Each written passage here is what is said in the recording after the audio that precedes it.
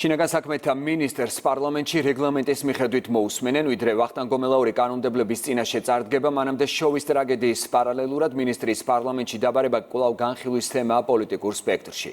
არაერთი განმარტების მიუხედავად ოპოზიცია გომელაურისგან სამძებრო და სალიკვიდაციო სამუშაოებთან დაკავშირებით საჯარო პასუხებს ითხოვს. სახელმწიფო გუნდი კი ოპონენტებს ტრაგედიით სპეკულირებაში ადანაშაულებს და განმარტავენ, რომ სტიქიასთან დაკავშირებით გომელაურმა კითხვებს უკვე გასცა პასუხები.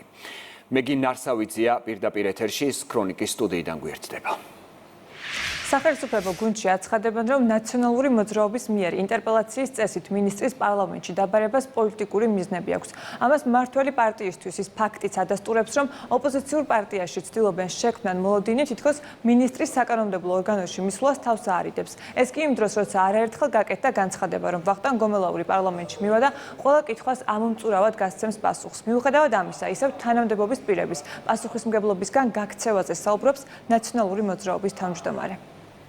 ხადია ნაციონალური მოძრაობა გააკეთებს ყველაფერს, რომ საზოგადოებას ყველა შეკითხვაზე, რომელიც აწუხებს მათ შორის ამ ტრაგედიასთან დაკავშირებით მიიღოს ამომწურავი პასუხი, ან ნახოს როგორ გარბიან მაღალი თანამდებობის პირები და როგორ გაურბიან პასუხისმგებლობას. ამაზე ითქვა გაკეთდა განცხადებები, რომ დიახ, რა თქმა უნდა, ინტერპელაციასთან დაკავშირებით მინისტრი მობრძანდება პარლამენტში და კითხვებს გასცემს დეპუტატთა მიერ დასმულ საკითხებს და შესაბამისად ნათელი ამას მოეფინება. თუმცა ასევე ვისმენდით აი ამ ერთი დღის განმავლობაში ინსინუაციებს იმასთან დაკავშირებით, რომ კითხვაც დაისვა. მე მაგალითად კითხეს, რომ ავად ხო არ შეიძლება გახდეს მინისტრი მაგალითად ვიდრე გამოცხადდებაო და ეს მე მგონია, რომ უფრო შეთქმულების თეორიების დათესვის მცდელობებია ამასთან დაკავშირებით და ესეც ააშკარავებს რეალურად ოპოზიციის და ოპონენტთა განზრახვას და განწყობას, რომ რეალურად უფრო მეტად პანიკა და აჟიოტაჟი შექმნან, ვიდრე სიმართლე გაარკვიონ საკითხის ირგვლივ. რაც უნდა მე მქონდეს ჩემი სუბიექტური დამოკიდებულება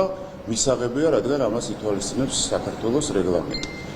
შესაბამისად, შეგვიძლია ვიმსჯელოთ იქ რამდენად სწორად არის ფორმულირებული კითხვები, იმიტომ რომ ზოგადად ასეთი სახით არ დგება კითხვარი და ინტერპელაციის დღის წესრიგი.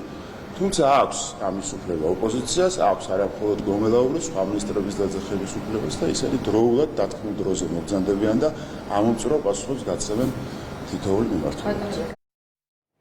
ნაციონალური მოძრაობა შინაგან საქმეთა მინისტრს 5 კითხვით მიმართავს, რომლებიც მათ შორის უკავშირდება სამძებრო სამაშველო ოპერაციის მიმდინარეობასა და საგანგებო სიტუაციების მართვის სამსახურის აღჭურვილობას. მადლობა ქრონიკის ეთერში მეგი ნარსავიძე საუბრობდა.